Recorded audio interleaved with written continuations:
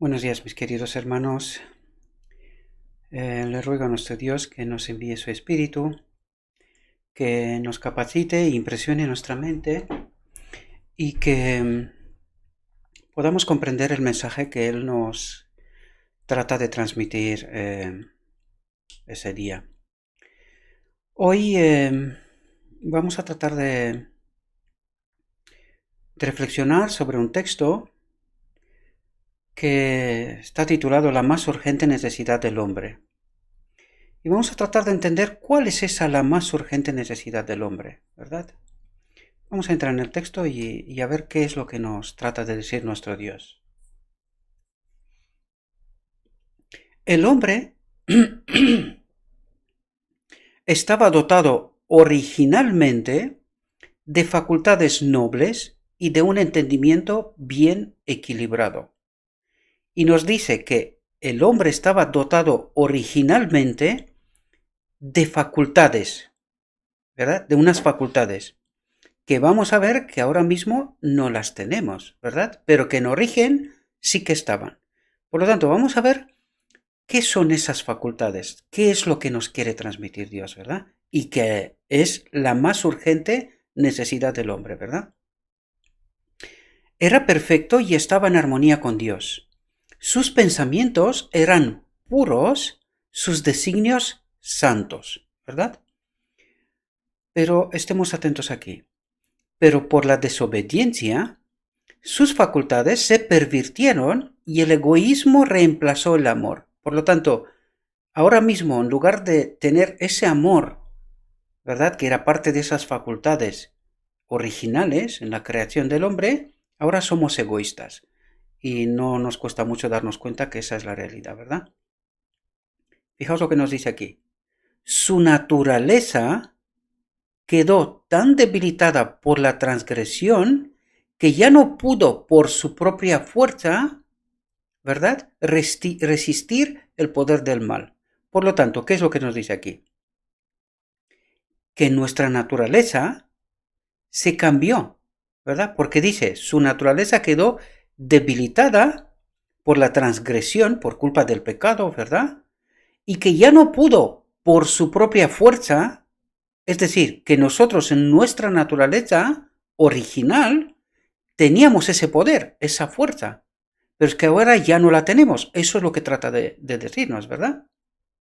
Por lo tanto, dice, su naturaleza quedó tan debilitada por la transgresión que ya no pudo, por su propia fuerza, resistir el poder del mal. Por lo tanto, vemos que una vez que Adán pecó, ese poder que lo tenía en sí mismo, en su naturaleza, ya no lo tiene. Por lo tanto, dice, su naturaleza quedó debilitada, caída, ¿verdad?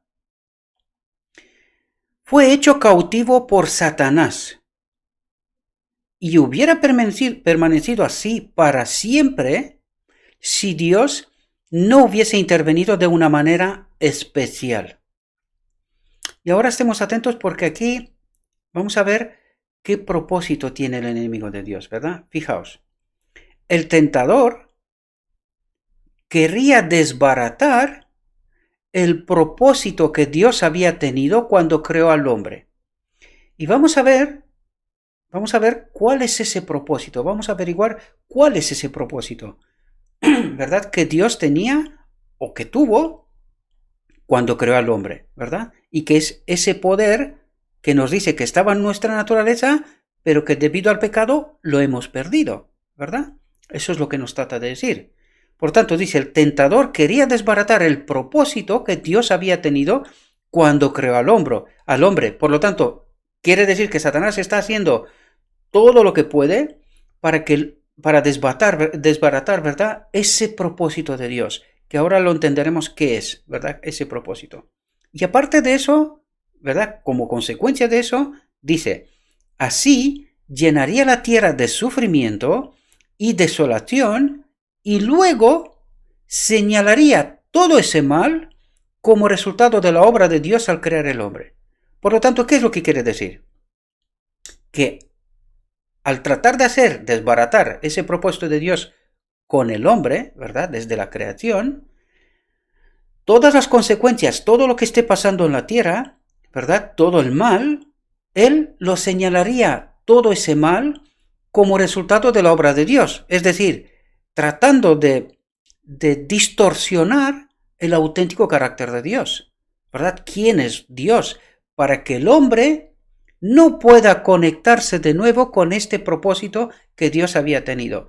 Lo explico así para que me podáis entender, pero si sois de los que seguís mis reflexiones, seguro que os vais a dar cuenta de qué estamos tratando. Pero ahora vamos a ver cuál es ese propósito que Dios había tenido cuando creó al hombre. Vamos a ver cuál es ese propósito y que el enemigo de Dios trata por todos los medios que nosotros no entendamos cuál es ese propósito, ¿verdad? Fijaos, en la purificación del templo, Jesús anunció su misión como Mesías y comenzó su obra. Este es el inicio de la obra de Cristo, ¿verdad? Aquel templo, erigido para morada de la presencia divina, estaba destinado a ser una lección objetiva, una imagen, una parábola, ¿verdad? Para Israel y para el mundo hasta el final del tiempo. Por lo tanto, podemos entender aquí de por qué pelea tanto Satanás para que nosotros no entendamos esa lección objetiva que resulta del santuario, de toda la obra del santuario, ¿verdad? Santuario terrenal. ¿Entendéis por qué odia tanto? Porque es que a través del santuario nosotros podemos entender realidades profundas, ¿verdad? Y trata por todos los medios que nosotros no entendamos cuál es ese propósito de Dios con el hombre, ¿verdad? Que puso en Adán desde su creación, pero que Satanás, al engañarlo, perdió ese poder, esa conexión, ¿verdad? Y fijaos cuál es el propósito de Dios.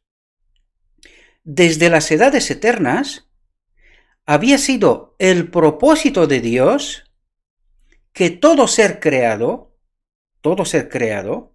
desde el resplandeciente y santo serafín hasta el hombre, era un templo para que en él habitase el Creador. Por lo tanto, ¿qué es lo que nos dice aquí? Que cuando Dios creó al hombre, ¿verdad? Puso en él su espíritu, ¿verdad? Porque ahora podemos entenderlo. ¿Qué significa esto? Era un templo para que en él habitase el Creador, su espíritu, ¿verdad? Que procede de Dios, del Padre, ¿verdad? Por lo tanto, el propósito de Dios será que todo ser creado sea un templo en donde Dios, el Creador, habite. Y esto es lo que el enemigo de Dios quiere que nosotros no entendamos de ninguna manera, ¿verdad? Por eso pelea tanto al santuario, por eso pelea tanto en darnos doctrinas y entendimientos falsos, de tal manera que nosotros no lleguemos a esta conclusión. Para mí, queridos hermanos, ese texto es el texto de oro de todo el espíritu de profecía. Así como tenemos Juan 3:16 en la Biblia, ese texto del deseo de todas las gentes es el texto de oro que nos revela precisamente aquello que Satanás no quiere que nosotros entendamos. El propósito de Dios con el hombre y con todos los seres creados del universo. Y además, si entendemos el conflicto desde el inicio, sabemos que el enemigo de Dios dijo que no son libres. ¿Por qué? Precisamente porque ellos son templos también, lo entendemos, ¿no? Desde resplandeciente y santo serafín hasta el hombre. Todo el espectro de la creación, ¿verdad? Está incluido ahí. Por lo tanto, él decía que no son libres porque al habitar el Creador en ellos, claro, ellos no son libres. Qué engaño, ¿verdad? Porque al separarse de Dios, que es la fuente de vida para nosotros, moriremos en realidad, ¿verdad? Por lo tanto, a causa del pecado, la humanidad había dejado de ser templo de Dios. Y este es ese poder que Adán dejó de tener, ¿verdad? Su espíritu, el espíritu del Creador, tuvo que apartarse, porque la gloria de Dios y el pecado en el mismo sitio no pueden habitar. Por lo tanto, Dios se apartó y Adán quedó sin este poder, ¿verdad? Por lo tanto, a causa del pecado, la humanidad había dejado de ser templo de Dios, ensombrecido y contaminado por el pecado, por eso entendéis por qué tiene que ser purificado este templo, contaminado por el pecado, el corazón del hombre no revelaba la gloria del ser divino. Y aquí podemos entender, no revelaba la gloria del ser divino, es la ropa de Adán que tenían en Edén antes de pecar, que era la gloria del ser divino, ¿verdad? Y esto es lo que pasará también al final del tiempo cuando seremos reconectados, y dijimos aquí, según lo escrito está, volveremos a ser resplandecientes, como Adán en Edén, ¿verdad? Cuando la gloria del ser divino volverá a habitar ese templo purificado, ¿verdad? Y fijaos que aquí vamos a entender la misión del Mesías. Pero por la encarnación del Hijo de Dios, dice, por la encarnación, no por otro evento, ¿verdad? Por la encarnación del Hijo de Dios, se cumple el propósito del cielo. Por lo tanto, todo lo que tenía que haber ocurrido para que se cumpla el propósito del cielo tuvo que pasar antes. Porque nos dice, por la encarnación del Hijo de Dios se cumple el propósito del cielo. Se reconecta al hombre con el Espíritu. Por lo tanto, podemos entender cuál era la misión del Mesías, reconectar al hombre con su Espíritu, ¿verdad? Sin el cual toda esta obra de purificación no puede tener lugar, ¿verdad? Fijaos, Dios mora en la humanidad y mediante la gracia, su Espíritu, gracia salvadora, el Espíritu enviado en representación de Cristo, ¿verdad?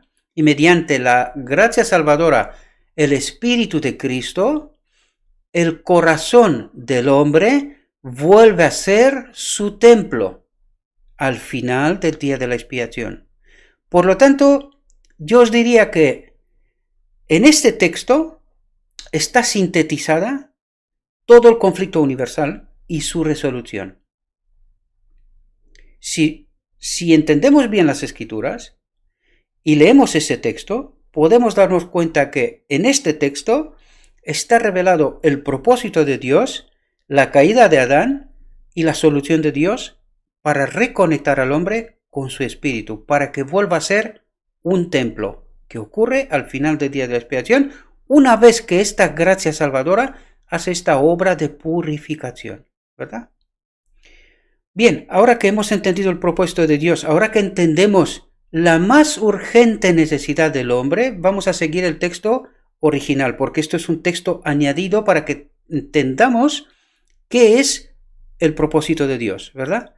Primera diapositiva es de ese texto original, este es un texto de deseo de todas las gentes, y ahora volveremos de nuevo al camino a Cristo, al texto de origen. Este es añadido simplemente para que podamos entender cuál es el propósito de Dios, ¿verdad? No solamente con el hombre, sino con todos los seres creados, ¿sí? En su estado de inocencia, el hombre gozaba de completa comunión con aquel, y ahora podemos entender, porque viene a explicarnos, ¿verdad?, qué es lo que perdió Adán y cuál es la solución de Dios, lo que de una manera sintetizada vimos en la diapositiva anterior, el texto del deseo de toda la gente, ¿verdad? Nos ayuda a entender la más urgente necesidad del hombre.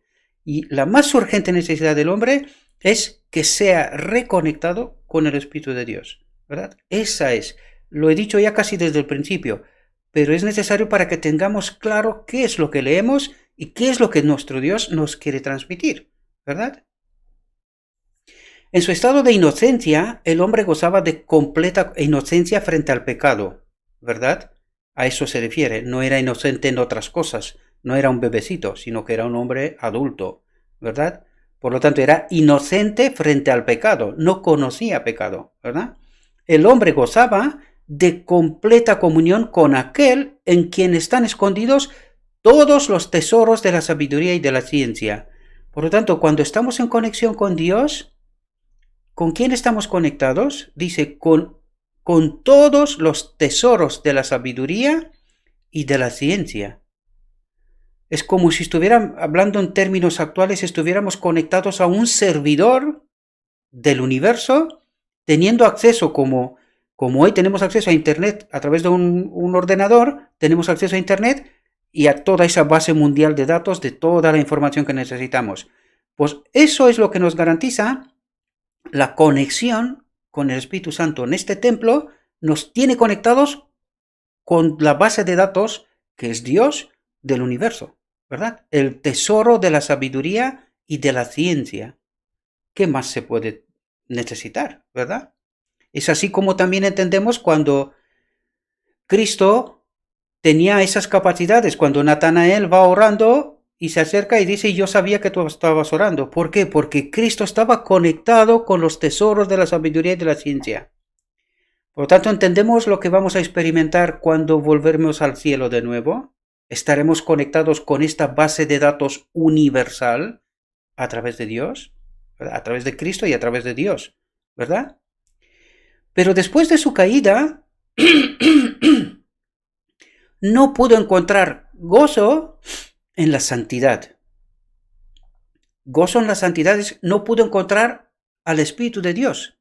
Ya no lo tenía. Y se dio cuenta que ha dejado de experimentar cosas, ¿verdad? Por eso dice, no pudo encontrar gozo en la santidad. Y procuró ocultarse de la presencia de Dios. Ese es un acto inmediato, porque la gloria de Dios, ¿verdad? Por eso Adán se esconde. Porque en la gloria de Dios, el pecador, por eso en Génesis veis que Dios le pregunta, pero no se pone delante de Adán, sino que le pregunta de lejos, para que Adán no muera, ¿verdad? Podemos entender aquí cuestiones profundas, ¿verdad? Procuró ocultarse de la presencia de Dios. Tal es aún la condición del corazón que no ha sido regenerado. La mente, el corazón que no ha sido regenerado, no está en armonía con Dios, ni encuentra gozo en la comunión con Él. Claro, es todo lo contrario, ¿verdad? Tenemos esa gana de ocultarnos de Dios, ¿verdad? Porque claro, esta naturaleza caída no le gusta lo santo, no le gusta la libertad, no le gusta... tenemos todo lo contrario a lo que Dios en realidad puso en nosotros en la creación, ¿verdad? Es como darle la vuelta a la otra cara de la moneda, ¿verdad? El pecador no podría ser feliz en la presencia de Dios. Le desagradaría la compañía de los seres santos. Y si se le pudiese admitir en el cielo, no hallaría placer allí. El espíritu de amor abnegado que reina allí, donde todo corazón corresponde al corazón del amor infinito, no haría vibrar en su alma cuerda alguna de simpatía. Sus pensamientos, sus intereses inmóviles serían distintos de los que mueven a los moradores celestiales. Sería una nota discordante en la melodía del cielo. Este sería para él un lugar de tortura, dice, el cielo, en esta condición, si estaríamos en esta condición, dice, este sería para él un lugar de tortura. Ansiaría esconderse de la presencia de aquel que es su luz y el centro de su gozo. Y ahora podemos entender ¿por qué no nos gusta leer la Biblia? ¿Por qué no nos gusta orar? ¿Por qué no nos gustan esas cuestiones, verdad? Porque lo que tenemos en interior es todo lo contrario a la santidad, ¿verdad? Por eso necesitamos luchar, pelear, para poder estar en esta obra que el Espíritu Santo trata de hacer con nosotros, ¿verdad? Tenemos que estar en esta lucha, tratar de entender la verdad, ¿verdad? Fijaos lo que nos dice aquí. No es un decreto arbitrario de parte de Dios el que excluye del cielo a los impíos. ¿Entendemos? No es un decreto arbitrario de parte de Dios el que excluye del cielo a los impíos. Ellos mismos se han cerrado las puertas por su propia ineptitud para el compañerismo que allí reina. La gloria de Dios sería para ellos un fuego consumidor. ¿Entendemos lo que es la gloria de Dios, la presencia de Dios y el pecado? Dice, la gloria de Dios sería para ellos un fuego consumidor. ¿Qué es lo que pasará al final del tiempo? Dios no castiga a nadie, sino que su simple presencia en medio de un mundo de pecado lo consumirá todo. Pero no porque Él mata a nadie, sino porque su simple presencia, los que son pecadores serán consumidos, ¿verdad? Pero no olvidad que habrá un grupo remanente que estará de pie cuando Cristo viene, ¿verdad? En su gloria. Por lo tanto, habrá gente que podrá resistir en la presencia de la gloria de Dios. ¿Por qué? Por lo que nos dijo hasta aquí, porque Él habitará en el templo de esta gente, ¿verdad? Por lo tanto, se encuentra la gloria de Dios de esos templos con el Dios en su gloria. Por lo tanto, en estas condiciones puede resistir, ¿verdad? En estas condiciones, porque están purificados. El Espíritu de Dios habita en ellos, no serán consumidos. Sin embargo, todos los demás que no han entendido esta obra, que no han cooperado con el Espíritu Santo, que no han purificado sus templos, serán consumidos, ¿verdad? Por lo tanto, no es Dios que mate a nadie, sino que en la presencia de Dios, todo lo que es pecado, todo lo que no es purificado, será consumido, ¿verdad? Esa es la auténtica realidad, ¿verdad? Desearían ser destruidos a fin de ocultarse del rostro de aquel que murió para salvarlos. Qué sentimiento penoso, ¿verdad? Desearían ser destruidos a fin de ocultarse del rostro de aquel que murió para salvarlos. Este mismo sentimiento que Adán tuvo en Edén, donde el día anterior se encuentra con Cristo, habla cara a cara con Él, y el día después huye de Él. ¿Entendéis la realidad? Es imposible que escapemos por nosotros mismos del hoyo del pecado en el que estamos sumidos. Entendemos cómo nos revela una realidad profunda, mis queridos hermanos, que es lo que Satanás ha utilizado para engañarnos, ¿verdad? Dice, es imposible que escapemos por nosotros mismos del hoyo de pecado en el que estamos sumidos. ¿Y qué es lo que nos ha contado? Algunos les dijo que si guarda la ley, que fue la trampa de los judíos, ¿verdad? Al guardar la ley con estricteza, llegarán a ser santos, purificados, ¿verdad? Y a otros les dijo, no hace falta, creed porque Dios es un Dios de amor, vosotros solo creed y ya está, vais a ser salvos, ¿verdad? Simplemente creed en Él y ya está. ¿Entendéis cómo se está jugando con nuestras mentes el enemigo de Dios? Porque claro, aquí Dios nos dice, ¿verdad?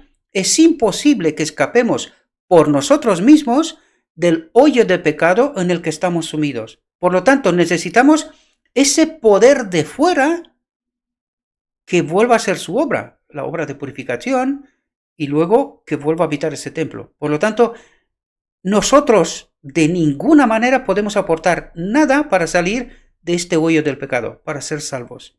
¿Podemos entender la realidad? Dice, nuestro corazón es malo y no lo podemos cambiar. Nosotros mismos no lo podemos cambiar. Pero vais a ver ahora que nos dice que sí hacemos algo, ¿verdad? Pero que no es lo que Dios pretende, ¿verdad? Fijaos. Nuestro corazón es malo y no lo podemos cambiar. ¿Quién podrá sacar cosa limpia de inmunda? Dice, ninguno. El ánimo carnal es enemistad contra Dios, pues no está sujeto a la ley de Dios, a su espíritu, ¿verdad? Esa es la ley de Dios. Creo que hasta este momento, a través de las reflexiones anteriores, habéis podido entender esto, ¿no? Que es la transcripción de la ley, es la misma presencia de su espíritu en nosotros. Ya nos lo dijo hasta este momento, ¿verdad? Lo que estamos tratando de entender. No está sujeto a la ley de Dios, a su espíritu, ni a la verdad lo puede estar, o sea, a su palabra. No podemos estar sujetos, ¿verdad? Sin su espíritu no hay forma. Ni siquiera entender la verdad, porque eso es lo que dice, ni a la verdad lo puede estar. O sea, no podemos estar sujetos a la verdad sin su espíritu. Por eso tenemos tanta confusión, tanta idea, doctrinas, en fin. Todo lo que el enemigo de Dios ha montado, ¿verdad? Para engañarnos, para no entender precisamente ese propósito y la obra de Dios con nosotros, ¿verdad? ¿Cómo nos saca de esa situación? Pero fijaos lo que hacemos nosotros. Fijaos, la educación, la cultura, el ejercicio de la voluntad, nuestra voluntad. Lo curioso es que, ¿qué voluntad tenemos nosotros? ejercicio de la voluntad contraria a Dios, porque sin su espíritu, ¿qué voluntad es esa? Es maligna, no es benigna, ¿verdad? Sin su espíritu no puede ser. Por lo tanto, ejercicio de la voluntad, el esfuerzo humano, todos tienen su propia esfera en este mundo, ¿verdad? Pero fijaos lo que dice aquí. Pero no tienen poder para salvarnos. Por lo tanto, hay quien piensa o cree, ¿verdad?, que si vamos a universidades, o sea, es como que, lo estudiamos en alguna reflexión anterior, ¿verdad? Los fariseos decían de todos los demás, todos esos pordioseros van a entrar en el reino de Dios, como si al estudiar, al estar preparado, al utilizar el ejercicio de voluntad, el esfuerzo humano, ¿verdad?, para este mundo, que esta es su esfera, ¿verdad?, serviría de algo para el reino de Dios. Y aquí eso es lo que trata de decirnos, ¿verdad?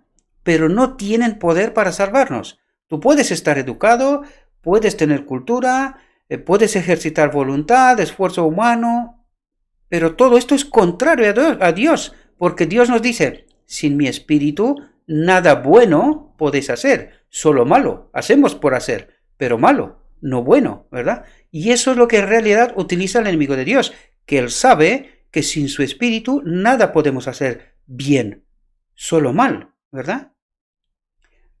Por eso trata él de que no entendamos el propósito de Dios y que de ninguna manera estemos reconectados con el Espíritu de Dios, ¿verdad? Que es como realmente podíamos hacer lo bueno, ¿verdad? Pueden producir una corrección externa de la conducta.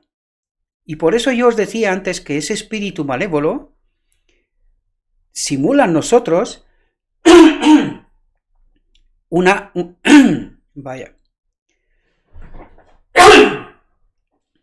simula en nosotros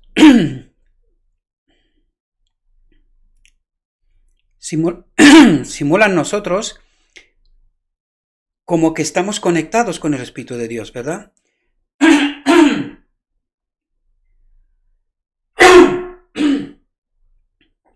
Vaya, no me lo puedo creer. No puedo hablar. Hay alguien que está trabajando para que no se entiendan estas realidades, ¿verdad? Por lo tanto, lo que está tratando el enemigo de Dios es que nosotros no entendamos esa realidad, ¿verdad? Ese propósito de Dios. Y si no entendemos esa realidad, no podemos estar reconectados, ¿verdad? Y si no estamos reconectados, todo que nosotros podemos hacer, la educación, la cultura, el ejercicio de la voluntad, el esfuerzo humano, esa corrección externa de la conducta, ¿verdad?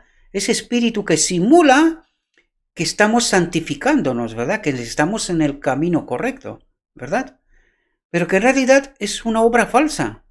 Si no estamos conectados con el Espíritu de Dios, todo esto es política, yo lo llamo así, ¿no? Queremos aparentar o parecer que somos lo que en el fondo no somos, ¿verdad? Disimula muy bien, porque él sí que sabe lo que significa estar conectados con Dios, porque él los tuvo, ¿verdad? Entonces él sabe muy bien cómo copiar y pegar, es decir, simulando que estamos, pero que en realidad estemos engañados, ¿verdad? Esto es muy profundo, mis queridos hermanos, y espero que logremos entender esas realidades. Yo sé que no es fácil, necesitamos el Espíritu de Dios para poder entender esto, porque como lo dije, yo lo leí muchas veces esos textos, pero no los entendí hasta un día, ¿verdad? Cuando realmente Dios me reveló la verdad, pero porque la buscaba. O sea, yo querría entender todos esos mecanismos, todos esos procesos que yo trato de explicaros a vosotros, yo los estaba buscando. Quería entender cómo va a obrar Dios en nosotros, santificación, purificación, ¿verdad? ¿Cómo se consigue esto? Entonces, cuando nosotros buscamos la verdad, al final Dios nos la revela, ¿verdad? A través de su Espíritu. Pero fijaos, dice, pueden producir una corrección externa de la conducta, pero no pueden cambiar el corazón, la mente, que es de donde viene todo, ¿verdad? No pueden purificar las fuentes de la vida. ¿Qué son las fuentes de la vida? Los pensamientos, las motivaciones, por qué hacemos y qué es lo que nos motiva para hacer lo que hacemos, ¿verdad? No podemos purificar lo que es nuestra mente. Esta es la obra del Espíritu Santo, ¿verdad? Y fijaos lo que nos dice. Debe haber un poder que obre desde el interior.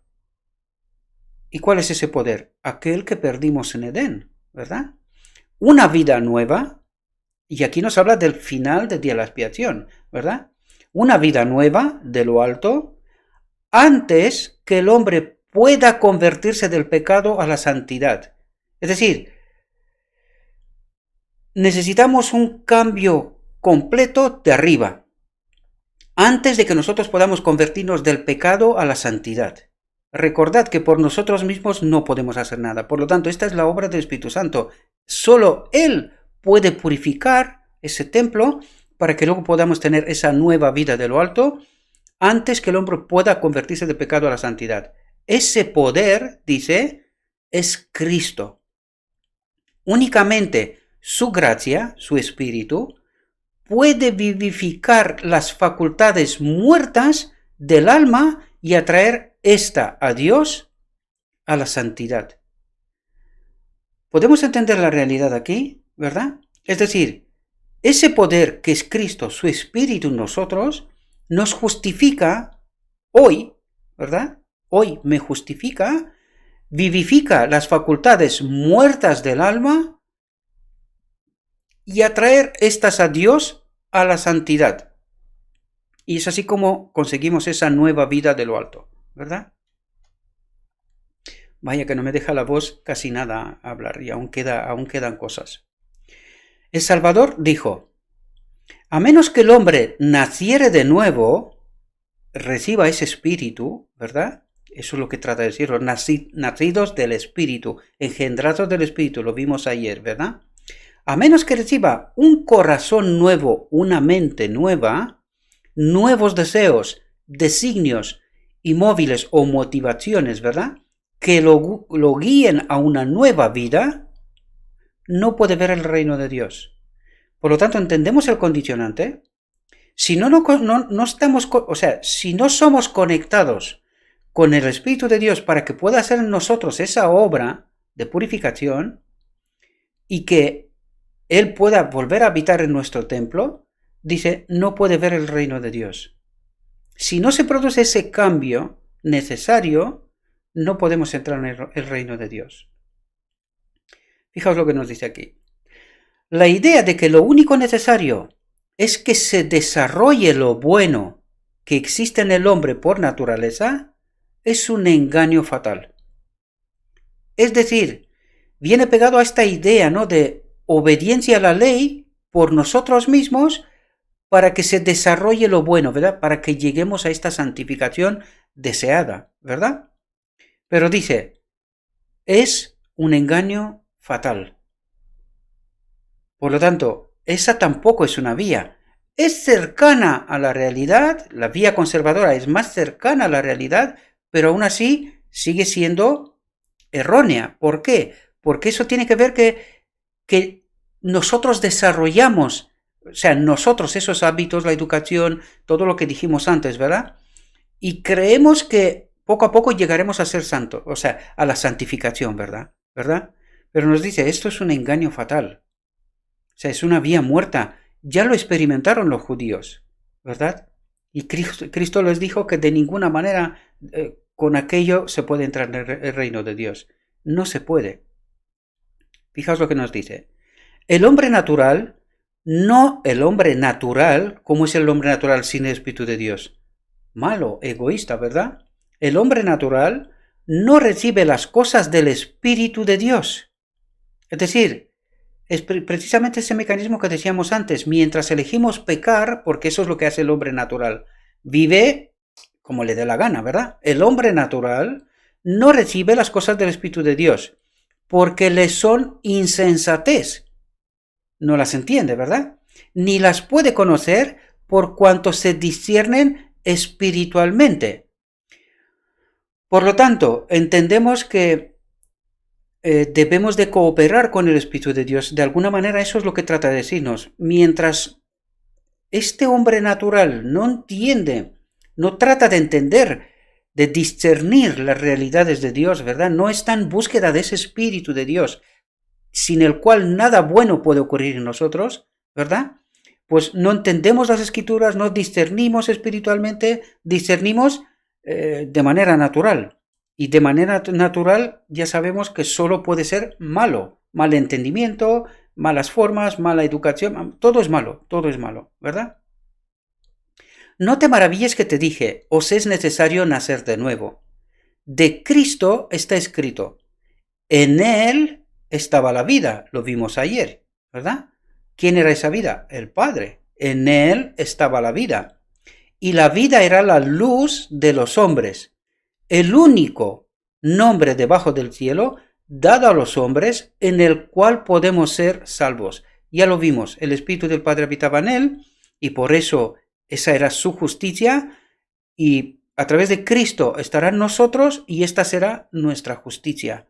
¿Entendemos? Es así como se obra. Justicia hoy, en mi vida, ahora mismo, ¿verdad? Porque nuestro Dios tiene capacidad, potestad para hacer esta obra. No hay ningún problema con eso, ¿verdad? Pero fijaos que nos dice aquí algo tremendo, ¿verdad? Otra vez estamos tocando estos ajustes finos, ¿verdad? Como los llamo yo. Fijaos lo que dice aquí. No basta comprender la amante bondad de Dios, ni percibir la benevolencia y ternura paternal de su carácter. No basta discernir la sabiduría y justicia de su ley, ver que está fundada sobre el eterno principio del amor. Fijaos lo que dice. El apóstol Pablo veía todo esto cuando exclamó, consiento en que la ley es buena, la ley es santa y el mandamiento santo y justo y bueno. Mas en la amargura de su alma agonizante y desesperada añadió, soy carnal, vendido bajo el poder del pecado. Por lo tanto, lo que trata de decirnos aquí, que dice, no basta comprender la verdad, no basta comprender la ley y su justicia y su sabiduría, no basta comprenderla, Pablo la comprendía. Si no estamos conectados con el Espíritu, que esto ocurrirá al final del día de la expiación, recordad que Pablo tenía el Espíritu de Dios con él, ¿verdad? Sin embargo, fijaos, estaba con él, pero no en su templo, ¿verdad? No era el que dirigía nuestro corazón, nuestra mente, ¿verdad? Por eso él dice, a pesar de tener el Espíritu Santo con él, dice, soy carnal, vendido bajo el poder del pecado. ¿Por qué? Porque necesitamos la experiencia del final del día de la expiación, ese casamiento, esa unión de lo divino y lo humano, que el Espíritu de Dios vuelva a habitar en este templo, lo que perdió Adán, por donde empezamos esta reflexión, ¿comprendemos? Y por eso él decía, soy carnal, vendido bajo el poder del pecado. Él estaba, como nosotros debemos de estar, en esa pelea, en esa cooperación con el Espíritu de Dios, ¿verdad? Para que se produzca en nosotros esa purificación, esa obra de limpieza, ¿verdad? Antes de que el Espíritu pueda volver a habitar aquí, al final del día de la expiación. Fijaos lo que dice. Ansiaba la pureza, la justicia que no podía alcanzar por sí mismo. ¿Entendéis? Y dijo, oh hombre infeliz que soy, ¿quién me libertará de este cuerpo de muerte? La misma exclamación ha subido en todas partes y en todo tiempo de corazones cargados, y de los nuestros también, queridos. Estamos en esa búsqueda de esta justicia, de esta purificación de nuestro templo, pero tenemos que andar con el Espíritu, ¿verdad? En esa cooperación, estar en esta lucha, ¿verdad? Contra el pecado, que tanto odia a Dios, ¿verdad? Para todos ellos hay una sola contestación. He aquí el Cordero de Dios que quita el pecado del mundo. La solución, ¿verdad? Muchas son las figuras por las cuales el Espíritu de Dios ha procurado ilustrar esa verdad y hacerla clara para las almas que desean verse libres de la carga de la culpabilidad. Cuando Jacob huyó de la casa de su padre, después de haber pecado engañando a Esaú, estaba abrumado por el peso de su culpa. Se sentía solo, abandonado y separado de todo lo que le hacía preciosa la vida. El pensamiento que sobre todo oprimía su alma era el temor de que su pecado le hubiese apartado de Dios y dejado desamparado del cielo. Embargado por la tristeza, se recostó para descansar sobre la tierra desnuda. Rodeábanle las solitarias montañas y cubríale la bóveda celeste con su manto de estrellas. Habiéndose dormido, una luz extraña embargó su visión. He aquí, de la llanura donde estaba acostado, una amplia escalera etérea parecía conducir a lo alto, hasta las mismas puertas del cielo, y los ángeles de Dios subían y descendían por ella. Mientras que desde la gloria de las alturas se oía que la voz divina pronunciaba un mensaje de consuelo y esperanza, así fue revelado a Jacob lo que satisfacía la necesidad y ansia de su alma, un Salvador. Con gozo y gratitud vio que se le mostraba un camino por el cual él, aunque pecador, podía ser devuelto a la comunión con Dios. La mística escalera de su sueño representaba al Señor Jesús, el único medio de comunicación entre Dios y el hombre. Y eso también es el camino ese de progresión, ¿verdad? De colaboración con su Espíritu para ser purificados y que al final estaremos de nuevo en comunión con Dios, ¿verdad? A esta misma figura se refirió Cristo en su conversación con Natanael, lo decíamos antes, cuando dijo: veréis abierto el cielo y a los ángeles de Dios subiendo y bajando sobre el Hijo del Hombre. Perdonadme un momento. Al caer en pecado, el hombre se enajenó de Dios, se apartó de Dios, ¿verdad? Por lo tanto, ¿qué es caer en pecado? O sea, ¿qué es pecar? Apartarse de Dios, separarse de Dios, ¿verdad? Aparte de lo que las Escrituras nos dicen, ¿no? Al caer en pecado, el hombre se enajenó de Dios. La tierra quedó separada del cielo. Por lo tanto, entendemos ese santuario que tiene que ser purificado, para que la tierra, con sus habitantes, purificada, vuelva a ser restaurada una vez, o sea, de nuevo en el santuario celestial, ¿verdad? En esa creación de Dios, ¿verdad? Porque ahora el santuario no está purificado. ¿Por qué? Porque la tierra está caída, está en pecado. Entendéis la metáfora mucho más amplia, ¿verdad? Y con esto no quiero decir que no hay un santuario físico en el cielo, pero supongo que nadie se imagina que Cristo va a estar en este santuario entre las paredes miles de años, ¿verdad? Al menos desde nuestra perspectiva del tiempo, ¿sí? Imagino que no tratamos de entender esa realidad, ¿no? Es mucho más profunda, mucho más amplia. A través del abismo existente entre ambos no podía haber comunicación alguna. Sin embargo, mediante el Señor Jesucristo, el mundo fue nuevamente unido al cielo, al santuario de Dios, ¿verdad? Con sus propios méritos, Cristo creó un puente sobre el abismo que el pecado había abierto, de tal manera que los hombres pueden tener ahora comunión con los ángeles ministradores. Cristo une con la fuente del poder infinito al hombre caído. Cristo une con el Espíritu de Dios al hombre caído, débil y desamparado. Es decir, la obra de Cristo fue de reconectarnos, fue, ¿verdad? Toda la obra de expiación. Es de reconectar al hombre con el Espíritu de Dios. Por lo tanto, entendemos cuál es el propósito de Dios y cuál es la obra de Cristo en realidad, ¿verdad? Vanos con los sueños de progreso de los hombres, vanos todos sus esfuerzos por elevar a la humanidad, si menosprecian la única fuente de esperanza y ayuda para la raza caída. Toda buena dádiva y todo don perfecto provienen de Dios. Fuera de Él no hay verdadera excelencia de carácter y el único camino para ir a Dios es Cristo, quien dice: yo soy el camino y la verdad y la vida. Nadie viene al Padre sino por mí. Por lo tanto, ¿con quién estaremos conectados al final del día de la expiación? Con el Espíritu de Dios. Pero ahora mismo, ¿quién está obrando en nosotros? El Consolador que Dios envió en nombre de Cristo, en representación de Cristo. Por lo tanto, es el Espíritu de Cristo en nosotros el que obra esa purificación, para que al final del día de la expiación ocurra lo que dice aquí, que estemos conectados con el Padre a través de Cristo. Son realidades profundas, por eso decíamos nosotros de la doctrina de la Trinidad que es un error, ¿verdad? Es un error, porque Elena de White nos habla del Espíritu del Padre y el Espíritu de Cristo. ¿Cómo entendemos eso? Pues no podemos. Nos tenemos que quedar por fe a lo que se nos revela y punto. No podemos ir más allá, ¿verdad?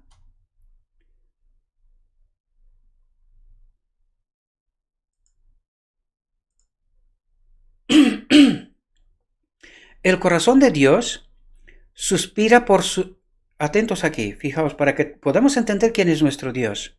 Dice, el corazón de Dios, el Padre, suspira por sus hijos terrenales con un amor más fuerte que la muerte. ¿Quién suspira por sus hijos? Dios el Padre. Por lo tanto, ¿cómo nos ha presentado Satanás a Dios al Padre?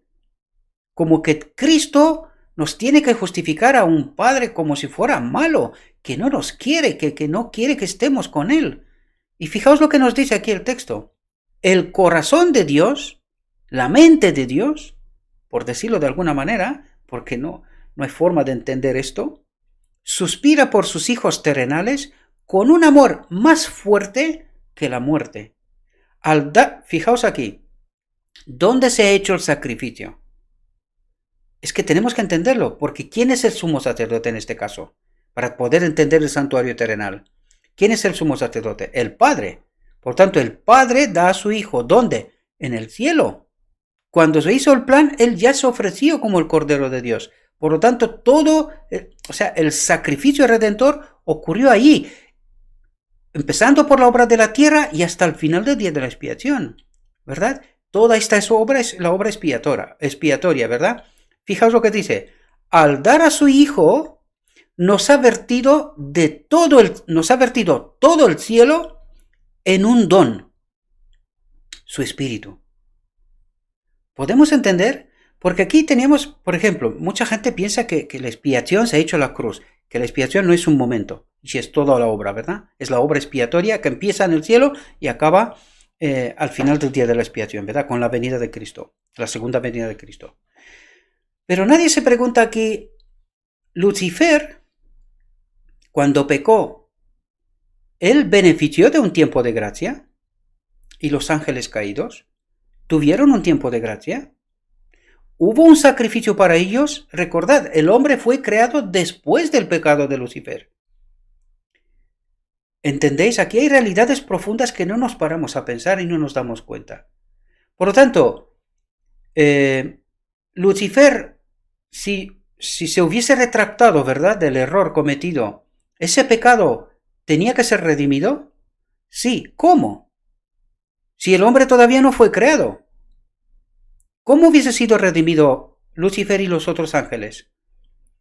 Por el sacrificio del Cordero de Dios que se ofreció cuando se creó el plan de redención, que fue antes de la creación del hombre. El hombre no existía.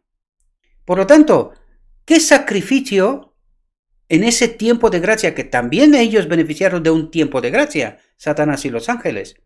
¿Con qué sacrificio hubiesen alcanzado el perdón? ¿Y por qué están en vida todavía?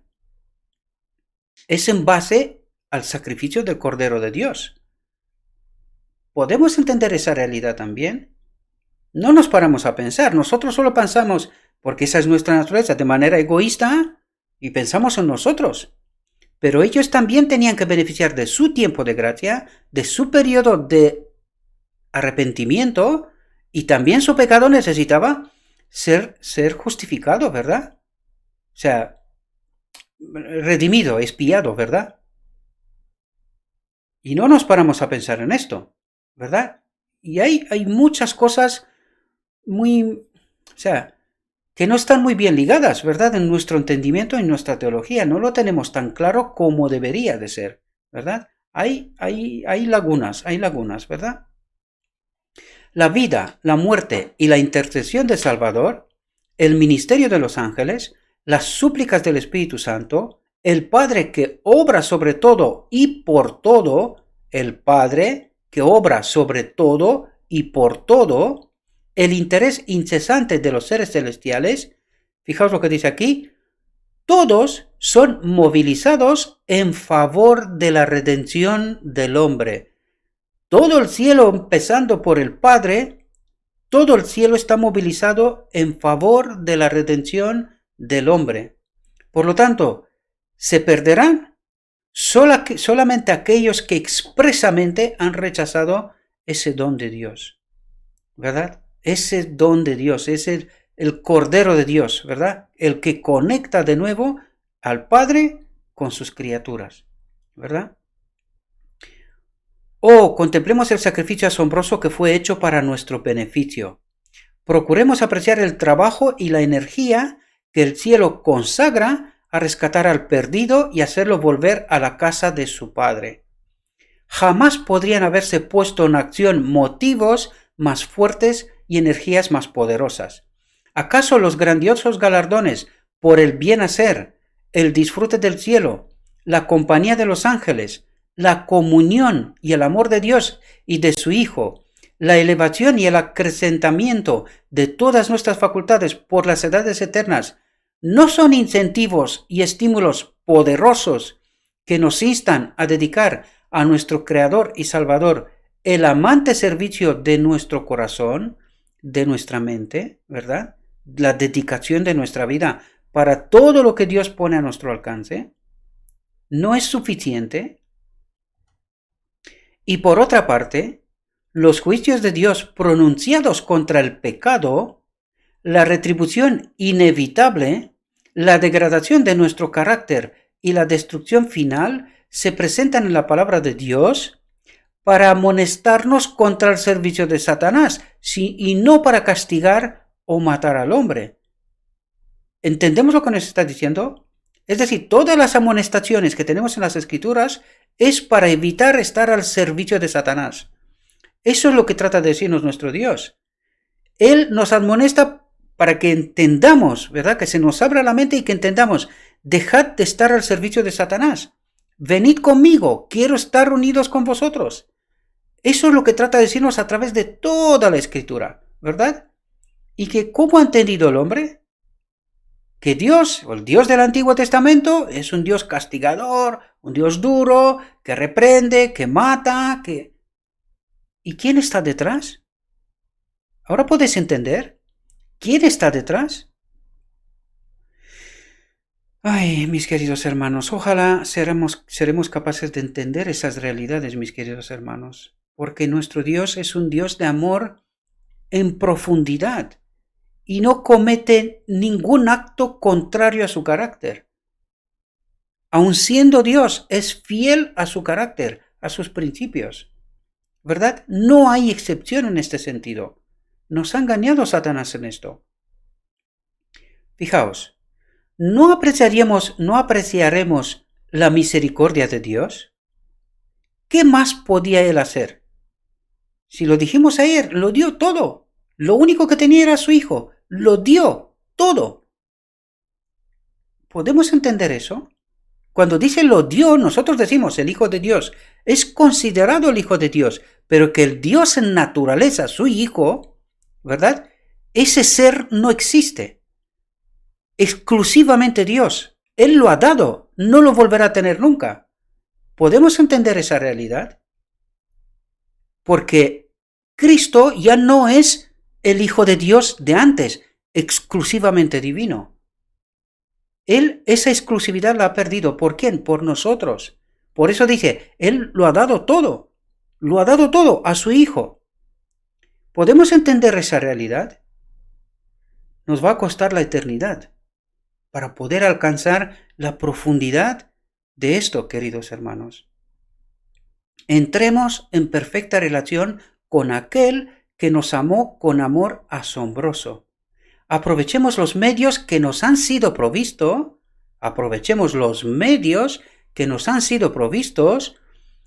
para que seamos transformados conforme a su semejanza y restituidos a la comunión de los ángeles ministradores, a la armonía y comunión del Padre y del Hijo.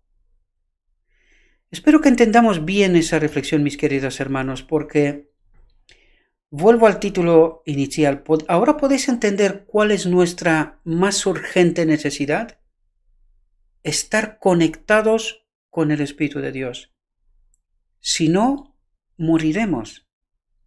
Pero Dios necesita de nosotros, necesita de nuestras decisiones, de nuestra cooperación. Él no puede actuar en contra de sus principios, de su carácter, ¿verdad? Él no puede justificar algo que yo no quiero que sea así, ¿verdad? Si yo quiero ser justificado, Él obrará esa justificación. Pero si yo no quiero, si yo no coopero con su Espíritu, no seré purificado, por lo tanto, el Espíritu de Dios no habitará en nuestro templo y seremos perdidos. Cuando Cristo venga, su gloria nos matará, ¿verdad? Su gloria nos matará, porque estamos en pecado, no purificados. No podemos aguantar su presencia. Espero, mis queridos hermanos, que hayamos entendido esta reflexión. Os invito, como siempre, trataré de poner, algunos de vosotros me estáis pidiendo que ponga los enlaces. Yo los pondré, trataré de ponerlos siempre a partir de ahora para que tengáis acceso, pero tenéis que tener en cuenta que algunos textos, en este caso es en español, pero algunos textos van a ser en inglés. Por lo tanto, vais a tener que traducir, que creo que es una traducción aproximada. Podéis utilizar el explorador, el navegador Google Chrome, instalar el complemento para las traducciones y cuando entréis en la página, pues traducir el texto con el Google Chrome. No es muy fiel, hay algunos pequeños errores, pero a grosso modo podemos entender lo que el texto dice cuando está en inglés, ¿verdad? Y el texto no está en español. Bien, os deseo, mis queridos hermanos, que tengáis un próspero día y que en todo lo que os he dicho, os lo he dicho en nombre de Cristo Jesús. Amén.